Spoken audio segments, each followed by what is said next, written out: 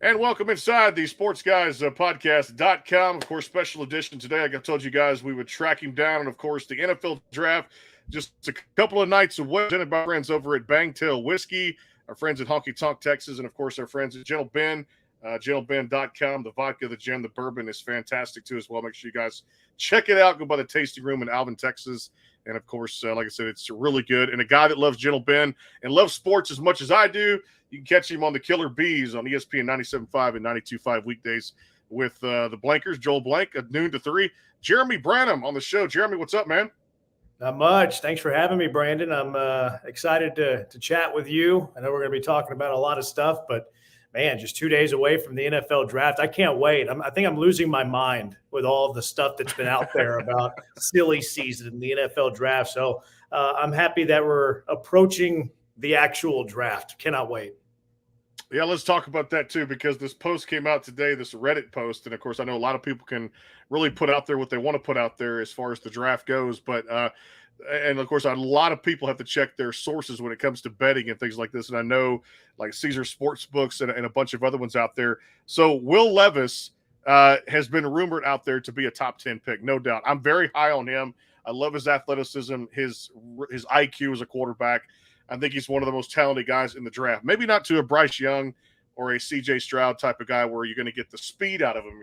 But as far as his decision-making, for what limited action I did see in college at Kentucky, where do the Texans stand now? I mean, this post comes out, it kind of gets people going. I mean, that's what sports talk does. People are I'm going to go place a $10 bet here and have fun. I'm going to do this or do that.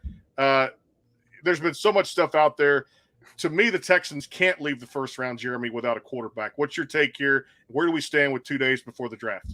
I think you have to start there and ask yourself the question, do you think the Texans are married to the idea of taking quarterback in the first round? Because if you answer that question to yes, I'm convinced the Houston Texans will be leaving Thursday's first round with a quarterback. How do you not take that guy at 2? If you like the guy enough to take him at 12, you're probably taking him at 2. If you have this notion of, well, we're going to take, Will Anderson at 2 or Tyree Wilson at 2, and then we'll trade back into the top 10 to get the quarterback, that's pretty risky for a quarterback that you love. Wouldn't you just draft that quarterback at 2?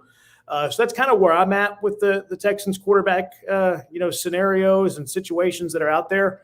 I think the one exception would be if they loved Hendon Hooker, which I personally don't. But if Nick Caserio loved Hendon Hooker, I think that's the one of 5 quarterbacks that I think that are going to go in the first round that would be there at 12 safely.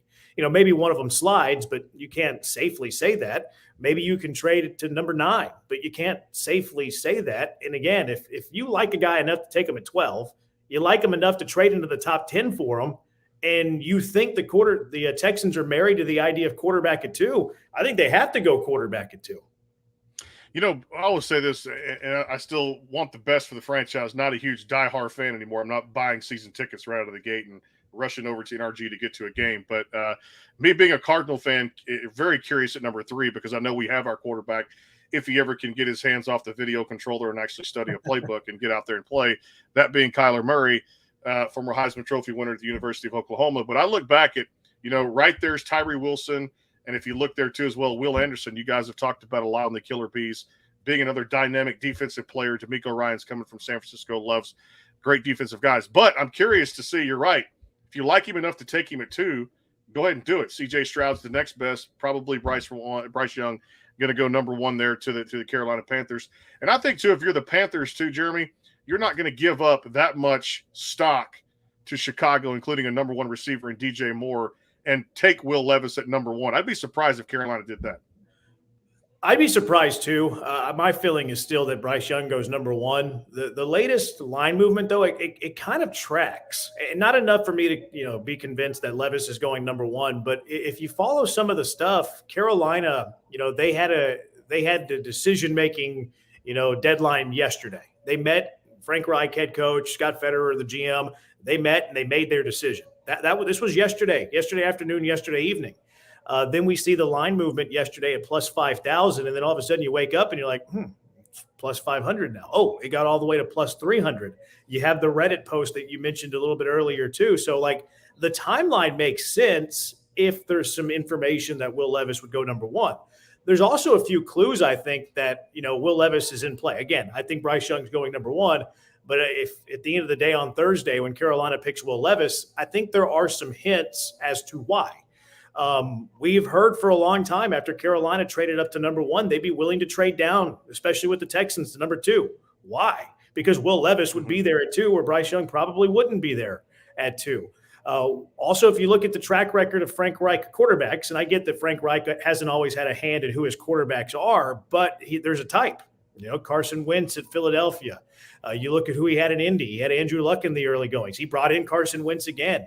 They had Phillip Rivers. They had Matt Ryan. They've also talked about how their offensive scheme is going to be like kind of RPO based. They're going to have some RPO elements. Bryce Young's not an RPO quarterback. He's a small QB. He's immediately going to be the smallest quarterback in the NFL. I think Levis kind of fits that scheme more. And then the last one is that Thomas Brown, they hired as their offensive coordinator. Thomas Brown, who last year was the associate head coach with the LA Rams. The offensive coordinator on the Rams last year was a guy by the name of Liam Cohen. Liam Cohen, 2021, was the offensive coordinator at Kentucky for Will Levis when Will Levis had a great year.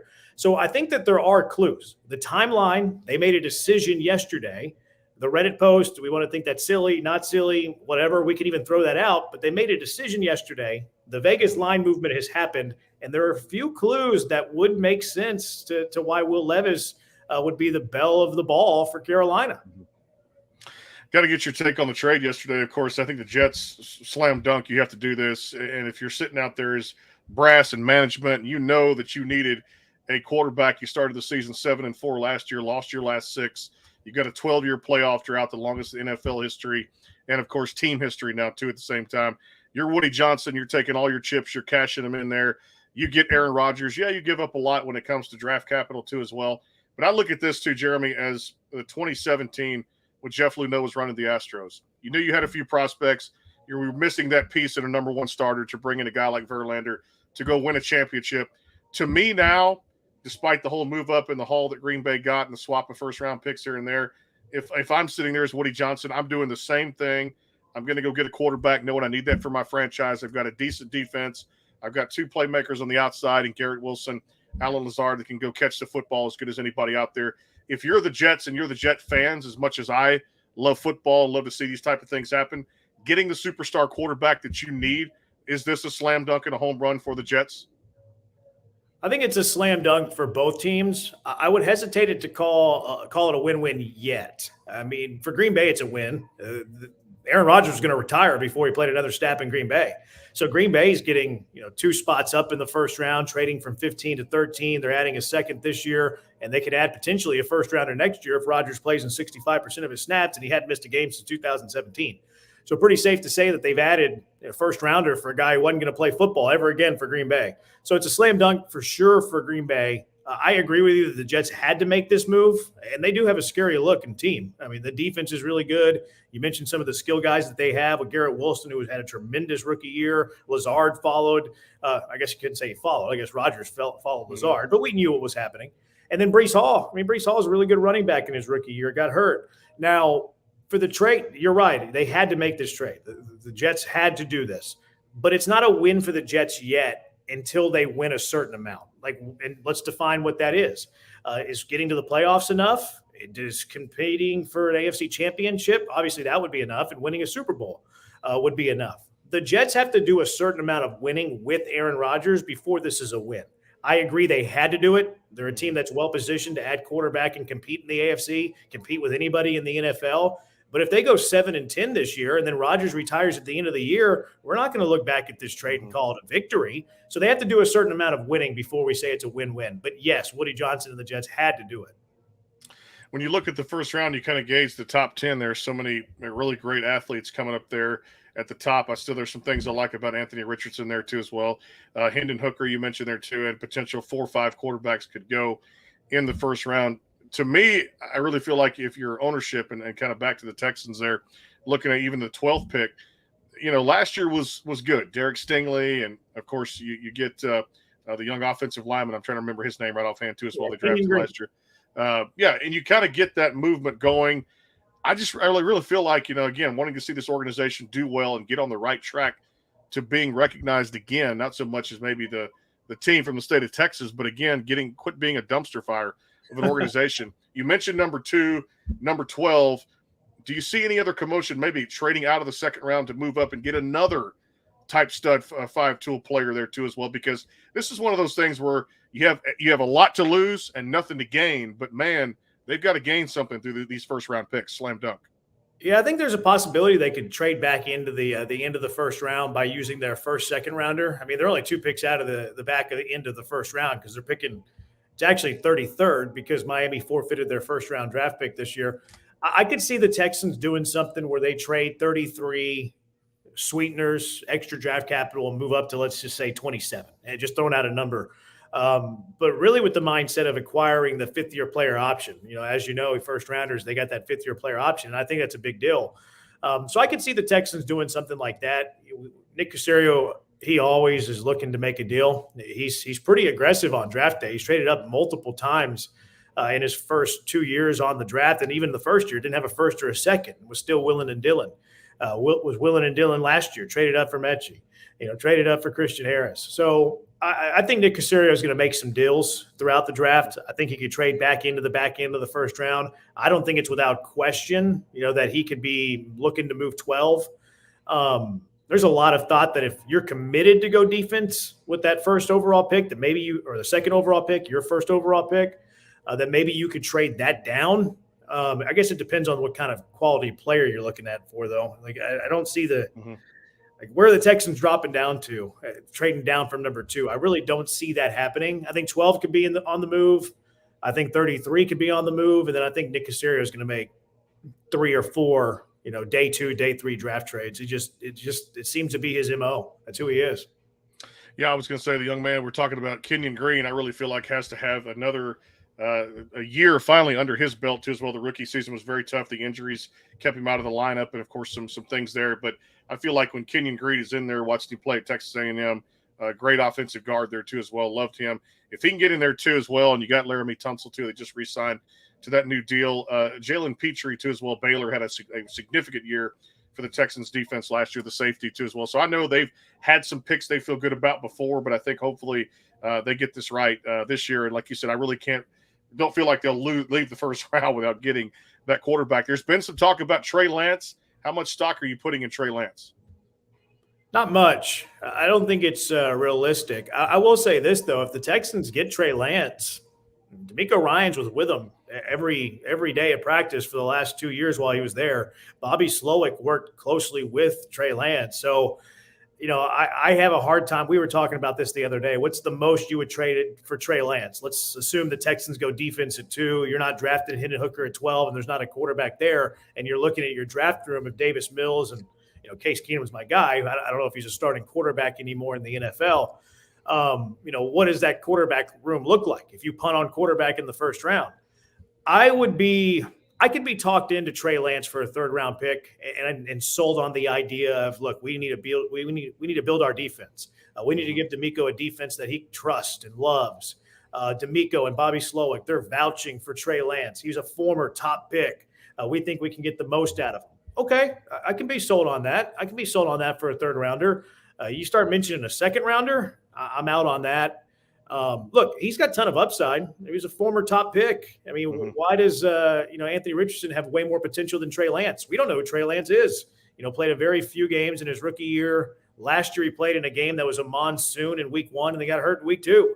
So I have no idea who Trey Lance is. And if D'Amico Ryans and Bobby Slowick are vouching for Trey Lance, I have to trust them.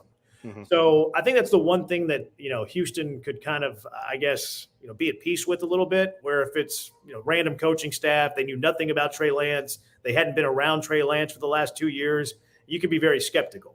But if D'Amico's trading for Trey Lance, I have to trust that. Yeah, like you said, West Coast style, get the ball out really quickly too as well. Get it in your skilled players' hands and let them do the rest too at the same time, and get good protection up front, which the Texans' offensive line we know has gotten better over the last couple of years, but not to where, it was probably 8 or 9 or 10 years ago when you had some good players there too as well during the Matt Schaub era too at the same time. But I will say it's going to be this is like great soap opera for guys who love sports like me and you and love television, because this is going to be a lot of fun come Thursday night with those top 3. And I will say you're right about the booze. If they don't call C.J. Stroud's name at number 2, there's going to be a lot of Texan fans, and I'm sure you guys have got a lot of it on your show when it comes to people that are hungry, ready for a winning team, ready to turn this thing around in Houston and just quit winning 3 or 4 games a year. I think a lot of times, though, that we kind of correlate popularity with wins, and very seldom that's the case. Like, we know who the popular pick is in this draft. Do we know in 5 years that popular pick is going to translate to more victories? You can't say that without, 100% certainty. So I find it funny a lot of times whenever, a lot of people want CJ Stroud. CJ Stroud, I think, is the most popular pick at number 2 if Bryce Young goes number 1. So a lot of people want ownership to step in. Like, you want Cal McNair and Hannah McNair to make football decisions for this team? It's unpopular. I understand it's unpopular, but you have no idea who's going to translate to more victories. And if it's me, I rather have the football people trying to decide who's going to, have more football success than Cal McNair and Hannah McNair. No doubt. And that's where Nick Casario, you're right, the critical draft is this year, because hopefully it's not just a 3-year process and out. But I will say, like I said, general managers, a dime a dozen out there too as well, and they know they got to get these picks right for the long-term future of the franchise too as well. We'll come back. We're going to take a quick timeout. Again, Jeremy Branham here joining us here as we talk Houston sports here. You can catch him on ESPN 97.5 and 92.5 weekdays noon to 3 as part of the Killer Bees with Joel Blank. We'll take a quick timeout for our friends over at Gentle Ben Spirits. Jeremy and I, we're sold. We love the drink. The vodka, the gin, the bourbon is fantastic. Ricky Ford, class of 85. Love the Aggies too as well. He's done some great work with us here on the Backstage Pass and the sportsguyspodcast.com. Go by the Tasting Room in Alvin, Texas. And Jeremy, it's just a good drink. I love it so much. And it's the Persado process, which they're changing the landscape of the way it is made now. And I tell people you can actually enjoy your drink again. And I drink the bourbon 2 or 3 times a week. It is very smooth. Yep. It is really good. So we'll show. Yeah, my drink of choice, bourbon, a little bit of ice, that's all you need. I prefer the big piece. I prefer the Big Rock. I feel like you get a lot of pieces of ice in there. I mean, it's still good, but I prefer the Big Rock with a little bit of my bourbon. That's good stuff right there. We'll come back more with Jeremy. We'll talk Astros and, of course, the Rockets hiring a new head coach, Ime Udoka, the Rockets head coach. Slam dunk for a head coach. In what terms we'll have to see out there again what factor he'll play with the franchise too as well, after getting to the finals of the Boston Celtics there in his one and only season. More with Jeremy Branham here. Hang tight here at the sportsguyspodcast.com. Quick timeout, coming right back.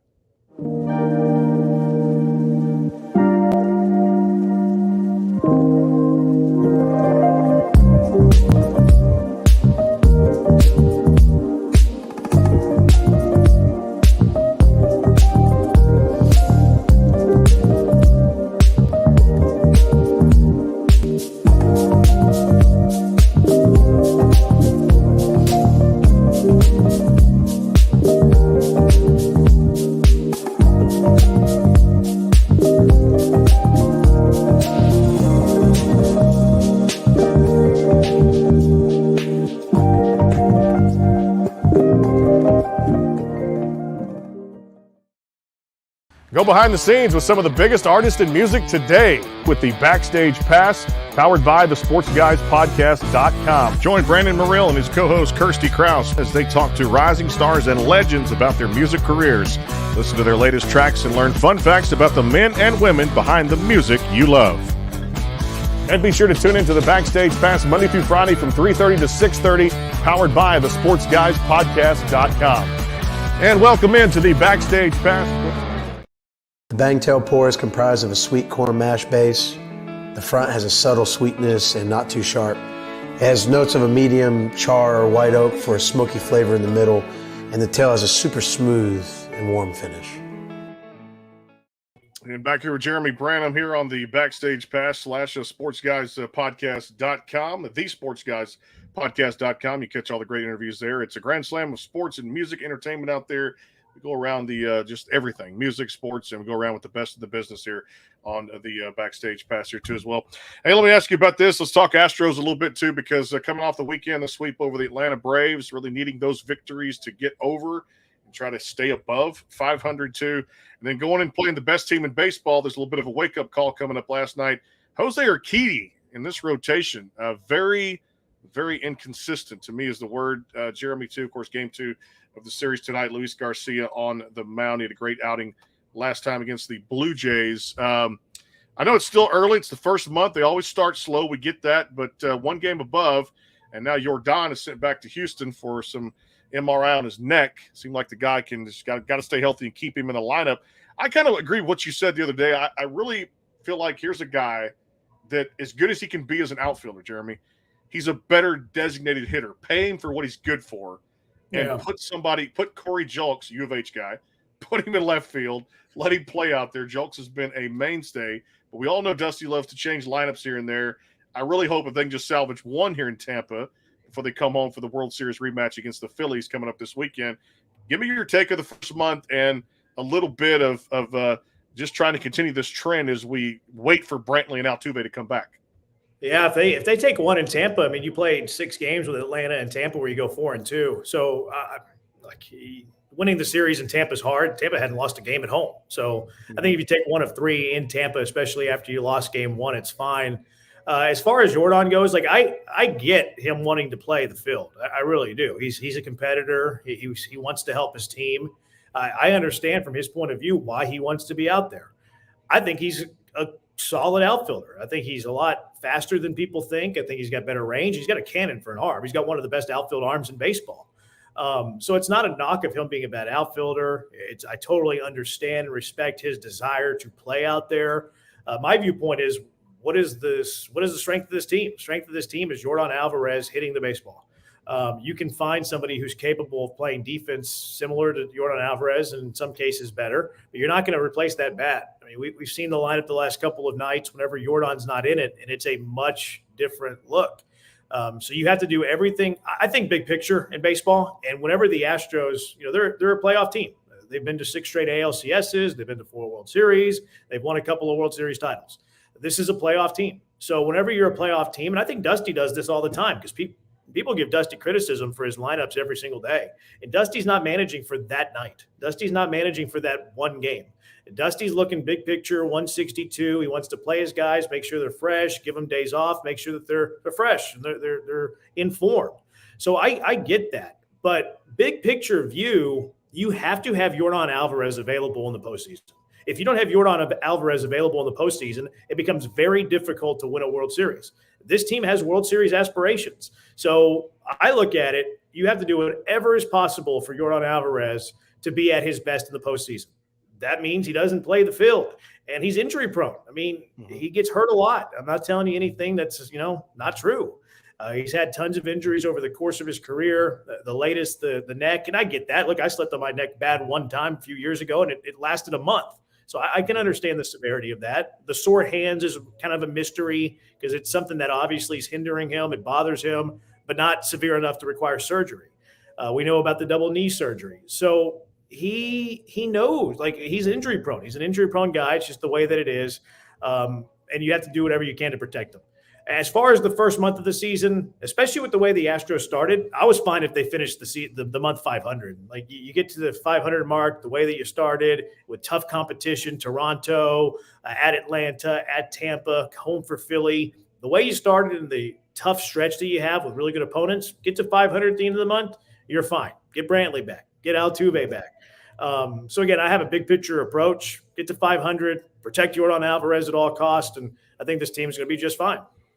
Let's talk about a pitcher that can never really stay healthy in this lineup, too. We talked about just having Urquidy.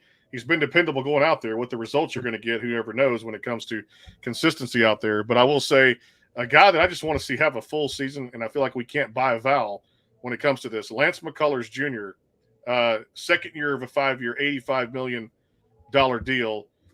Cashed in all the chips. I mean, put the contract up there. James Click negotiated that, too, as well. I will say – it's good to lock your young players up. But when they're not on the field, Jeremy, it really hurts this rotation. I mean, obviously you let Verlander walk. He hadn't thrown a pitch this month for the Mets too as well. He's been hurt himself, but it's been very, beside the top 2, Fromber and Javier, 3, 4, 5 to me still get a few question marks. Will we ever see Lance McCullers pitch a full season again? No. Yeah, okay. No, I don't think we'll see. I think the idea of Lance McCullers pitching a full season is not realistic. I think it's far-fetched. I'm okay with it. I don't hate it. You mentioned the contract, and a lot of Astro fans get frustrated because, it's funny to me how Astro fans get frustrated about paying certain players a certain amount of money. Why? It's not your money. Have these contracts, have they cost you the ability to sign some other free agents. No, they haven't. They were never going to sign Verlander. They were never going to sign Cole. They were never going to sign Correa. The list goes on and on. They signed Abreu this offseason. They signed Rafael Montero for big money. People are always very critical of how money is spent when it's not your money in a sport that doesn't have a salary cap. And the Astros are $18 million under the competitive balance tax anyways. So I always find that part to be funny. I think Lance McCullers gave you an injury discount. Part of it's probably because you signed him early. But Lance McCullers at his very best, $35 million pitcher, right? Like, he's been to an all-star game. He's somebody who can have a sub 3.25 ERA. He can be one of the best pitchers in the American League when he's at his best. Problem is he doesn't pitch a lot. But at his best, he's a $35 million arm. He signed for $17 million. Why? Because he's only on the field half the time. So I think it's a good contract, actually, for the Astros. You get a Lance McCullers talent for $17 million a year. That's pretty good. Now, the frustration is he doesn't pitch. So I think you kind of have to have that almost in the back of your mind. I kind of relate it to like a road trip. Like, no one wants to be on the road for 7 hours driving to wherever, but you have to get in the mentality of, I'm going to be on the road for 7 hours driving whatever. It just kind of makes things easier. I think you have to get to the mentality with Lance McCullers of Lance McCullers is going to have a long stint on the injured list every single year. If you get that into your head, you kind of accept that reality, I think you're in a better state with where Lance McCullers at. And it's kind of like Jordan too. Like, okay, if we know that Lance McCullers is going to miss 15 starts, you pick the time of year when you want him to miss those starts. Last year it worked out. He missed them all until, what was it, August, where he finally came back. It looks like that's going to happen again this year, where he's going to miss a good half, like first half of the season, good chunk of the early part of the year, and come back around the midway point. The hope is that he just stays healthy after that he continues to, have the clean bill of health, finds his form, and you have Lance McCullers at his best come October. So I want Lance at his best in the playoffs. I've come to grips with Lance McCullers is never going to make 30, 32 starts in a year. Yeah, no doubt too as well. And a lot of people said too as well, this could be a guy that I don't know if they'll ever shift him to the bullpen if and when he does come back with this half a season stuff. But it just came in the back of my mind too that here's a guy that's got lights out stuff when on the field healthy. And the breaking ball, as you remember in the World Series, what was it, 23, 24 straight, 26 straight, whatever it was, breaking balls there that handcuffed the Yankees there in that American League Championship Series that got them to that World Series when they beat the Dodgers too at the same time. But I will say, Jeremy, I got to go out to Arizona and watch a good young team, the Arizona Diamondbacks, this past year and saw some great talent. Seattle's not playing up to their full expectations now. But I really feel like this year is very wide open in the path to the World Series this year as far as some of these young teams like the D-backs and, of course, the Padres getting Juan Soto, Xander Bogaerts too as well. And just some teams that you look at Pittsburgh, I know this is not probably a full-length season. They're probably teasing us right now, but the Minnesota Twins, there are some teams, Jeremy, that are really catching up to and really looking at the blueprint of what the Astros have done over the last 6 years. Would you agree? I would. I would say that the first team that kind of patterned themselves after the Astros that had a tremendous amount of success were the Braves. True. The Braves had tons of young players, Ronald Acuna, Ozzie Albies. We're seeing now Spencer Strider, Michael Harris, who is a Dana Brown pick, came up early.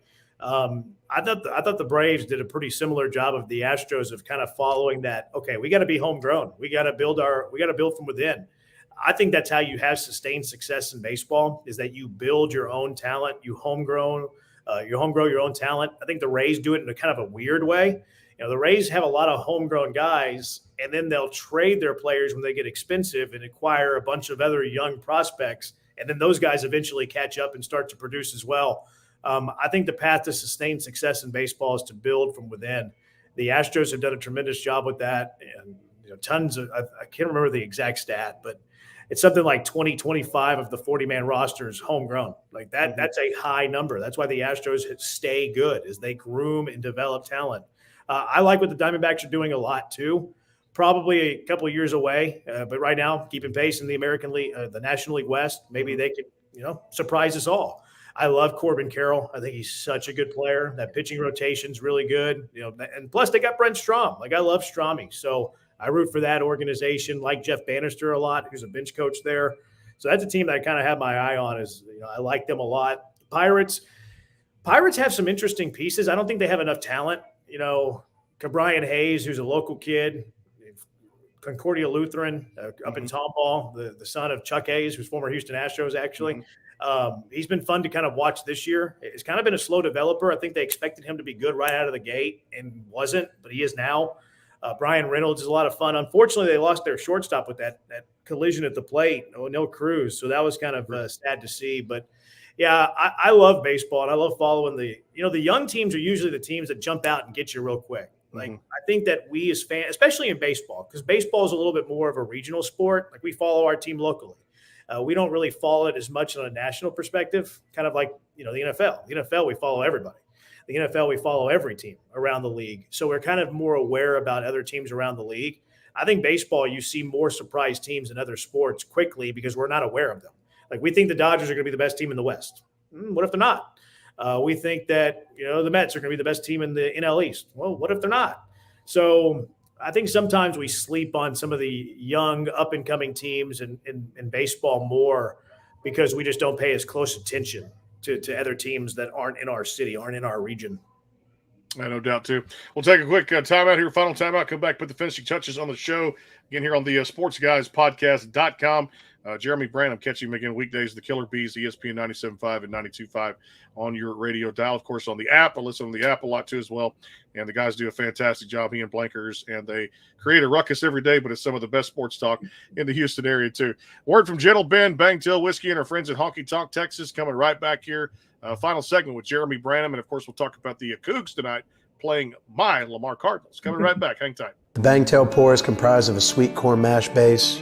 The front has a subtle sweetness and not too sharp. It has notes of a medium char or white oak for a smoky flavor in the middle, and the tail has a super smooth and warm finish. Go behind the scenes with some of the biggest artists in music today with the Backstage Pass, powered by the sportsguyspodcast.com. Join Brandon Morrill and his co-host Kirsty Krause as they talk to rising stars and legends about their music careers. Listen to their latest tracks and learn fun facts about the men and women behind the music you love. And be sure to tune into the Backstage Pass Monday through Friday from 3:30 to 6:30, powered by the sportsguyspodcast.com. And welcome into the Backstage Pass.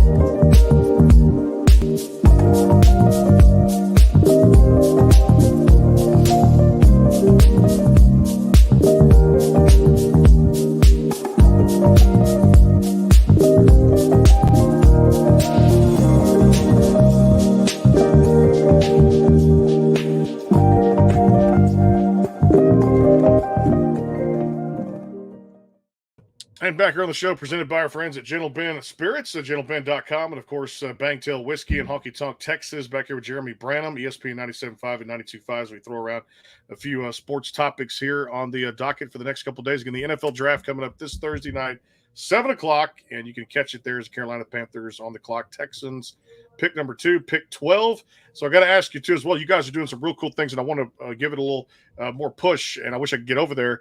You guys are going to be at Valencia's Tex-Mex Garage, too, as well, Thursday night from 6 to 11. Talk about that. And then the Wheelhouse is going to be actually in Kansas City at the draft. Yeah, they're headed up to Kansas City, I would assume, after the show tomorrow. So they're going to be there. Probably going to be able to talk to some of the players at the Texans draft, assuming that they're in attendance. So that's going to be cool to have them there, some feet on the ground.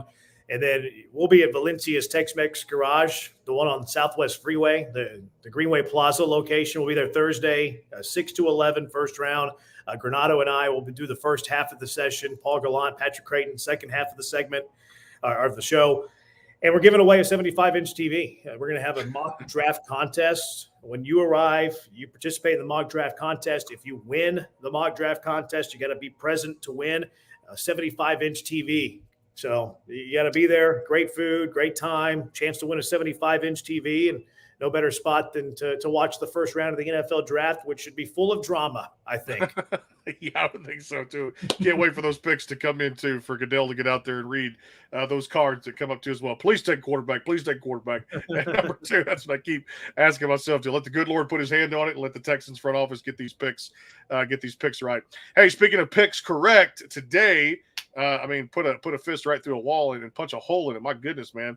Uh, Ime Udoka, the Houston Rockets, finally some sense made by Rafael Stone and, of course, Tillman Fertitta out there to go out and get a guy who's very defensive minded, who commands respect in the locker room, and a guy who took the Boston Celtics to the finals in his first year, despite off the court stuff that went on, blah, blah, whatever. One hell of a hire. And I think the Rockets brass, Jeremy, nailed this head coaching hire. Yeah, I mean, you love what he did in Boston, obviously. I'll hear the argument that he was coaching a really good team and he's only did it 1 year. Okay, I get that. I love that he was under Greg Popovich for 6-7 seasons and learned under Popovich, who I think is the very best to do it. So I like that aspect of it as well. The biggest thing that I wanted really all season, it wasn't just in the coaching search, it was all season. I wanted somebody who came in, was the basketball grown up in the room, and he's going to immediately command respect, and you're going to have to follow. And if not, well, see ya. And I think that you have to have that to be a really good team in the NBA. And then whenever they announced that it was Ime Udoka, I said that the Rockets have graduated back to the NBA. They haven't been an NBA organization in these last few years. They haven't. They've been more like a G League team. Have they collected young talent? Yeah, they've collected a lot of young talent that's fun to watch. You can find that in the G League. In fact, Jalen Green played in the G League. So you got one of the G League's best players, Jabari, very young. Alpi Şengün, very young. So it very much looked like a G League team, getting their own, scoring points, not playing much defense. So the Rockets, I can take seriously now again as an NBA team. And this isn't they're in a rebuild. They should have looked like this, but now it's time to get serious. That's what I wanted to see this offseason. Time to get serious. You have to take them seriously. Ime Udoka, you have to take seriously. They're going to have a shot here coming up in the draft lottery to add a really good player. Tillman said, pray for Victor. It's more likely they don't get him than do get him, but they're adding another really good piece to what I think can be a playoff nucleus, a playoff core. So I'm taking the Rockets seriously now. I know that these past few years was a rebuild. It was collecting talent as it should be. I'm not criticizing for how the Rockets handled business these last couple of years, but it was time to get serious.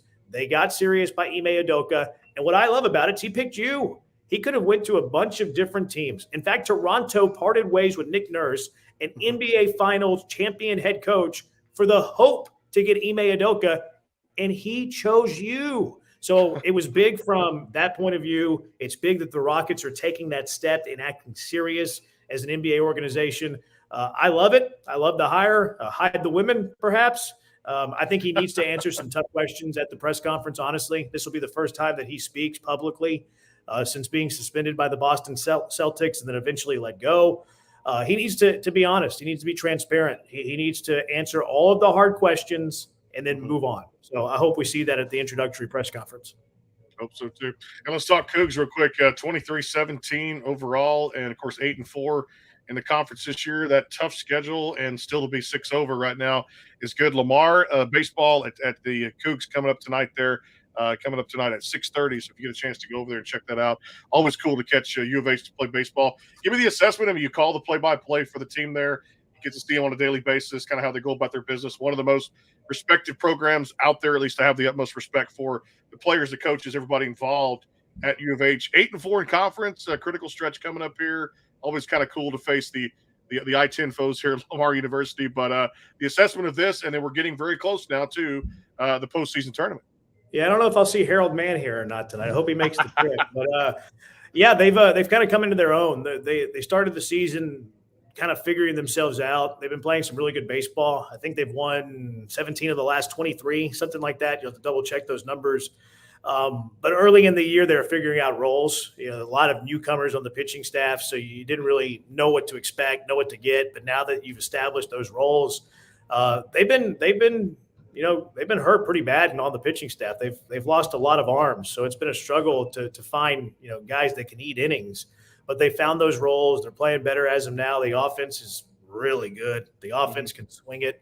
And 8-4 is good for first place in the American. So, these next few series are going to be, significant for the Cougars to try to win an American Conference title, final year in the American Conference before they go to the Big 12. So I know that they want to take that trophy with them before they leave. So got some fun series coming up, some critical series for the American Conference race. Yeah, just took 2 out of 3 versus Memphis, and you mentioned coming up there too as well. Central Florida coming up. They got to go to Central Florida before playing at Rice, and of course against Wichita State coming up there too as well. So I love the fact that the schedule's getting good. It's almost time for postseason baseball at the college level and everything else. This is really the great time to be a sports fan. One of the topics I want to hit on before I let you run here, the Oakland Athletics and this whole situation with Las Vegas, and after what the Raiders did to make it work and get Allegiant, and of course Mark Davis, and let it become kind of like the crown jewel, I guess, mini Allegiant Stadium down there, which is a beautiful, beautiful stadium there to watch the Raiders play football here. I think this is in the best interest of the Oakland Athletics, and some people have said, Montreal should get a team. Nashville is starting to talk about this. Baseball wants to expand from 30 teams to get to 32 or 34 over the next 5 to 7 years. This is a good thing for Oakland because I really think, like you said, when they break ground on the new stadium coming up next year, now that they've purchased land there, you got all the casinos, and of course everything that happens in Vegas with it being a tourist town, Jeremy. It's a great move for the A's, and I think their ownership. Yeah, the heck what's good with the A's. I care more about me. I want to go to Vegas and watch some Astros A's series. I don't care about the athletics organization. I want to go to Vegas and watch some Astros baseball. Wouldn't that be cool? Take some road trips to Vegas and watch some Astros. So I mean, I'm kidding a little bit, but I really would. Like, if that works out on the calendar, I'll be heading to Vegas to watch some baseball. I agree with you, though. I think it is good for their organization. It's been, I mean, you've seen it. You've seen the crowds that they get there at the Coliseum. You see the dump that it's become, whether it's the possums in the press box, whether it's you can touch the players before they get into the clubhouse from the dugout. That's weird. It's become quite, I mean, I hate this because I have some friends that are A's fans, and, they're going to be very sad when they leave Oakland. But it's due. I mean, it's time. It's become a really bad scene there. So, yeah, get them out of there. Get them to Vegas. Take some road trips there. I'm really excited to do that. I'm curious with the whole expansion thing in baseball, though. Like, I feel like it's a good number. I like 30 teams. I don't know if I want to see much expansion. I guess I could live with 32, put 16 teams in both sides. I would get rid of the 3 divisions. I would make it 2 divisions at that point, like old school, East, West, 8 teams in each division, both sides of the league. I think more than 32 is a lot. Like, you start looking at, I mean, the A's are an example of this. Look at the A's. Look at the Pirates, not so much this year, but in the past. Look at the Royals. Look at the Reds. Look at all the bad teams in the last 5 years. Like, do we want 2 more teams that are not going to be very good? Was the talent level good enough to, be able to supply 32 teams? I don't really think it is. Now, I know that some of those teams are bad by design, whether it's, tanking for good players or just collecting money and having a very low payroll. I worry about extra teams. I can live with 32. Anything beyond that, don't know if I love that, Mr. Manfred. Yeah, it's one of those things. I agree with you. Too many divisions, and if you're going to go 16, put 16 in each league, go to 2 divisions, and make it kind of like a spring training cactus and grapefruit league type of thing where you put them all in one division, see who comes out on top. Well, I tell you what, it's the Killer Bees, weekdays noon to 3 with Jeremy Branham and Joel Blank, too, as well. Make sure you guys catch them, ESPN 97.5 and 92.5. Of course, the Wheelhouse is going to be in Kansas City for the NFL draft coming up this Thursday night. You and, of course, Patrick Creighton and the guys, John Granado, you guys are going to be out at Valencia's Tex-Mex Garage Thursday night, 6 to 11 for the first round coverage of the draft. And, of course, all day broadcasting always somewhere. Jeremy, appreciate the Vine. Tell Harold, man, I said hello and looking forward to doing this again, man, here on the sportsguyspodcast.com. Thanks so much for the time. Yeah, you got it. Anytime. I enjoyed the conversation. I really did. Great stuff there. Jeremy Branham here on the Backstage Pass. Tomorrow we'll have a show. Then we get to take off Thursday and Friday for the weekend here. Keep it tuned there. See who's coming on. Next week, some great guests. Morgan Miles, you saw her on The Voice recently too as well. And, of course, Craig Wayne Boyd and a whole lot more coming up here on the Backstage Pass here at the sportsguyspodcast.com. Football season around the corner. Happy NFL draft Thursday night. And Texans brass, McNairs, Nick Casario, get it right. We'll talk to you guys on the flip side. Take care.